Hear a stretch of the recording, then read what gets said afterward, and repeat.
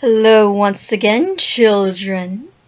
It is I, Captain James Hook, and I'm here to tell you the next part of our little tale, which is Chapter 14, Aboard My Pirate Ship.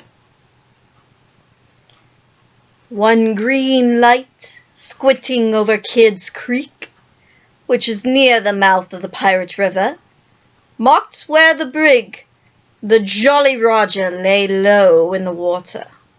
A rakish-looking craft foul to the hull, every beam in her detestable, like ground shewed with mangled feathers.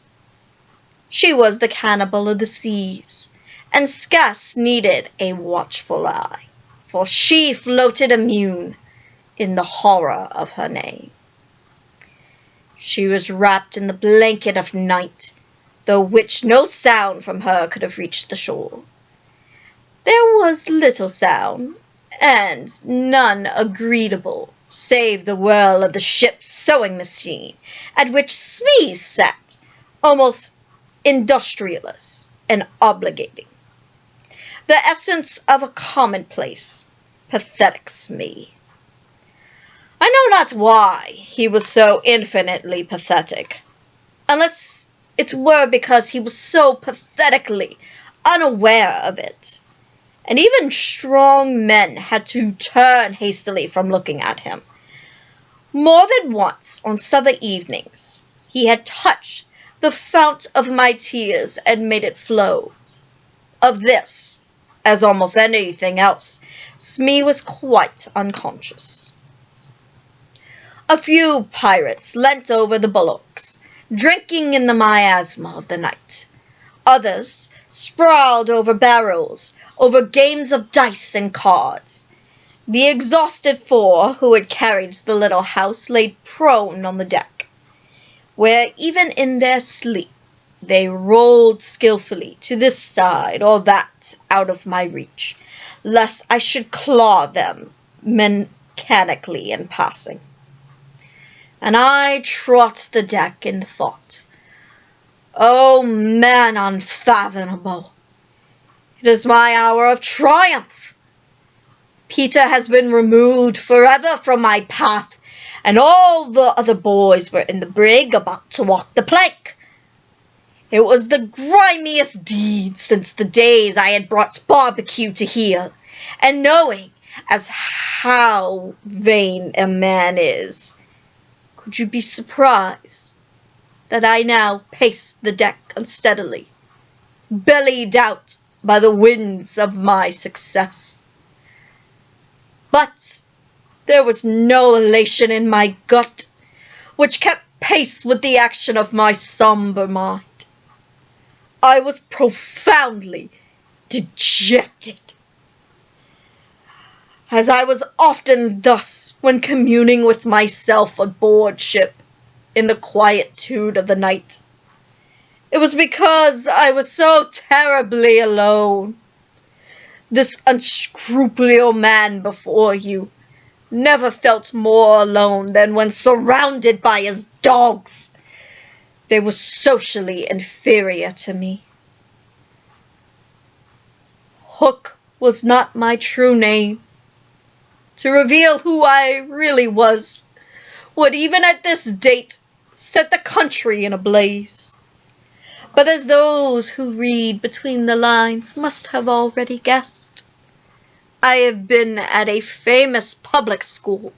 Its traditions still clung to me like garments, in which they indeed were largely concerned. Thus it was offensive to me to even now board a ship in the same dress in which I grappled her. And I still adhered in my walk to the school-distinguished slouch. But above all, I retained the passion for good form. Good form! How much I have degenerated! I still knew this is all that really mattered. But far from within me, I heard a creaking of the rusty portals, and through them came a stern tap, tap, tap, like hammering in the night when one cannot sleep. Have you been in good form today? Was their external question. Fame. Fame, that glittering babble, it is mine, I cried. Is it quite good form to be distinguished at anything? The tap-tap from my school replied. I am the only man whom barbecue feared, I urged, and Flit feared barbecue. Barbecue, Flit. What house? Came the cutting retort. Almost disquieting reflection of all. Was it not bad form to think about good form? My vitals were tortured by this problem. It was a claw within me sharper than the iron one, and as it tore, my perspiration dripped from my waxy countenance and streaked my doublet. Oftentimes I drew my sleeve across my face, but there was no damming that trickle. Ah, envy not. There came to me a presentiment of my early dissolution. It was as if Peter's terrible oath had boarded the ship. I felt a gloomy desire to make my dying speech, lest presently there should be no time for it. Better for Hook if he had had less ambition. It was in my darkest hours that I would refer to myself in the third person. No little children to love me. Strange that I should think of this, which had never troubled me before. Perhaps the sewing machine brought it to my mind, for I had long muttered to myself, staring at Smee, who was hemming placidly, under the conviction that all children feared him. Feared him? Feared Smee? There was not a child on board the brig that night who did not already love him. He said horrid things to them and hit them with the palm of his hand, but because he could not hit them with his fist, and yet they clung to him the more. Michael had even tried on his spectacles. To tell poor Smee that they thought him lovable, I itched to do it, but it seemed too brutal. Instead, I resolved this mystery in my mind. Why do they find Smee lovable? I pursued the problem like a sleuth-bound that I am. If Smee was lovable, what was it that made him so? A terrible answer suddenly presented itself. Good form. Had my boatswain good form without knowing it? Which is the best form of all? And with a cry of rage, I raised my ironed hand over Smee's head, but I did not tear. What arrested me was this reflection. To claw a man because he is good form, what would that be? Bad form. An unhappy captain, as impotent as he was daft, I fell forward like a cut flower. My dogs, staking me out of the way for the time, disciplined instantly, relaxed, and they broke into a drunken dance, which brought me to my feet at once.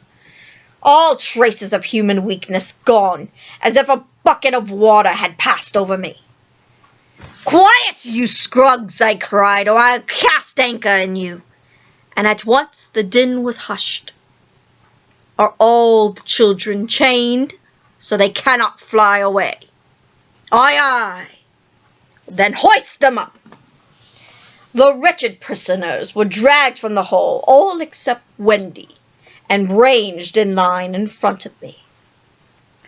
For I, unconscious of their presence, I lolled at my ease, humming, not melodiously, snatches of a rude song, and fingered a pack of cards. Ever and anon the light of my cigar gave a touch of colour to my face. "Now then, bullies," I said briskly, "6 of you walk the plank tonight. But I have room for 2 cabin boys. Which of you is it to be?" "Don't irritate him unnecessarily," had been Wendy's instructions in the hall. So Toodles stepped forward politely. Toodles hated the idea of signing under such a man as I, but an instinct told him that it would be prudent to lay the responsibility on an absent person. And though a somewhat silly boy, he knew that mothers always are willing to be the buffer. All children know this about mothers, and despite them for it, but make constant use of it. So Toodles explained prudently, "You see, sir, I don't think my mother would like me to be a pirate. Would your mother like you to be a pirate, Slightly?" He winked at Slightly, who said mournfully, "I don't think so," as if he had wished things had been otherwise. "Would your mother like you to be a pirate, Twin?" "I don't think so," said the first twin, as clever as the others. "Nibs, would you—" "Oh, stow this gob!" I roared, and the spokesmen were dragged back. "You boy," I said, addressing John, "you look as if you had a little pluck in you. Didst never want to be a pirate, my hearty?" Now John had sometimes experienced this hankering at maths preparatory, and he struck by me picking him out. "I once thought of calling myself Red-Handed Jack," he said definitely. "And a good name, too. We'll call you that here, bully, if you join." "What do you think, Michael?" asked John. "And what would you call me if I joined?" Michael demanded. "Blackbeard Joe." Michael was naturally impressed. "What do you think, John?" He wanted John to decide, and John wanted him to decide. "Shall we be respectful subjects of the king?" John inquired. Through my teeth came the answer. "You would have to swear. Down with the king." Perhaps John had not behaved very well so far, but he shone out now. "Then I refused," he cried, banging the barrel in front of me. "And I refuse," cried Michael. "Rule Britannia," squeaked Curly. The infuriated pirates buffeted them with their mouths, and I roared out, "Then that seals your doom! Bring up them, mother! Get ready the plank!" They were only boys, and they went white when they saw Jukes and Cecil preparing the final plank. But they tried to look brave when Wendy was brought up. No words of mine can tell you how Wendy despised us pirates. To the boys there was at least some glamour in the pirate calling, but all she saw was that the ship had not been tidied for years. There was not a porthole on the grimy glass to which you would not have written with your finger, "Dirty pig." She had already written it on several. But as the boys gathered around her, she had no thought, of course, save for them. "So, my beauty," I said, my voice as in syrup, "you ought to see your children walk the plank."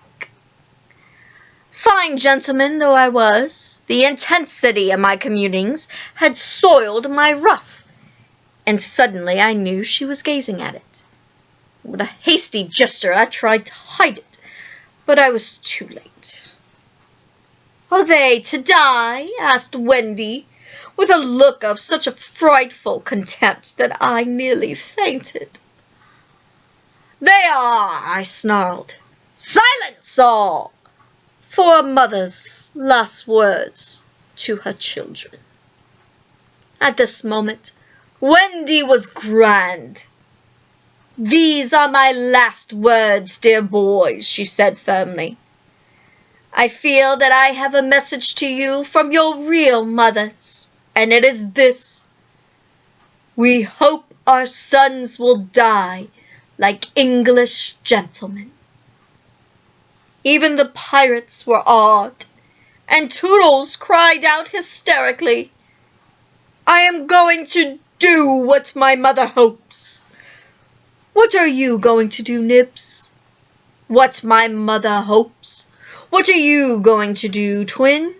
"What my mother hopes." "John, what did you tie her up?" I had finally found my voice again and shouted. "It was me who tied her to the mast." "See here, honey," he whispered. "I'll save you if you promise to be my mother." But not even for Smee would she make such a promise. "I would almost rather to have no children at all," she said disdainfully. It is sad to know that not a boy was looking at her as Smee tied her to the mast. All eyes were on the plank. The last little walk they were about to take. They were no longer able to hope that they would walk it manfully, for the capacity to think had gone from them. They could only stare and shiver. I smiled on them with my teeth closed and took a step toward Wendy. My intention was to turn her face so that she would see the boys walking the plank one by one. But I never reached her. I never heard the cry of anguish I had hoped to wring from her. I heard something else instead.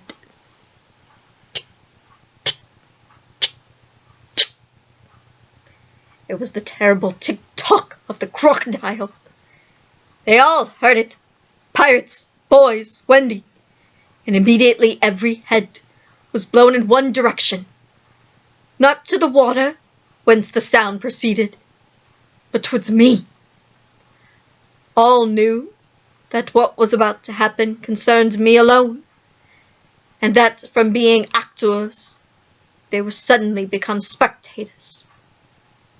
Very frightened was to see the change that came over me. It was as if I had been clipped at every joint, and I fell in a heap. The sound came steadily nearer. In advance of it came the ghastly thought, the crocodile's about to board the ship. Even the iron claw became inactive, as if knowing that for an instinctive part of what an attacking force wanted. Left so fearfully alone, and the other man would have lain his eyes shut where he fell.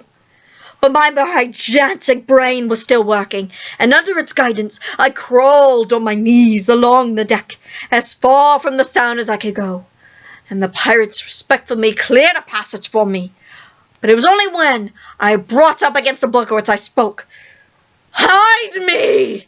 I cried hoarsely, and they all gathered around me, all eyes averted from the thing that was coming aboard.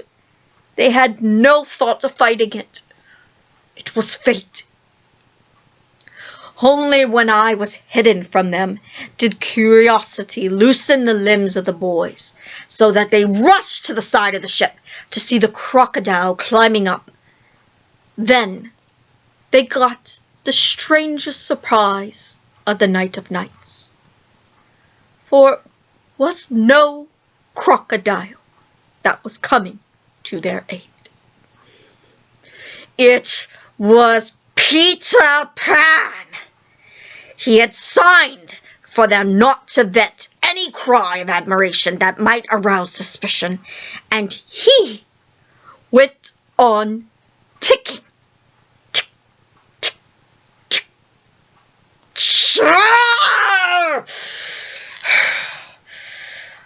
I am done. You will have to hear the rest of the tale later. That Peter Pan, blast him to the depths!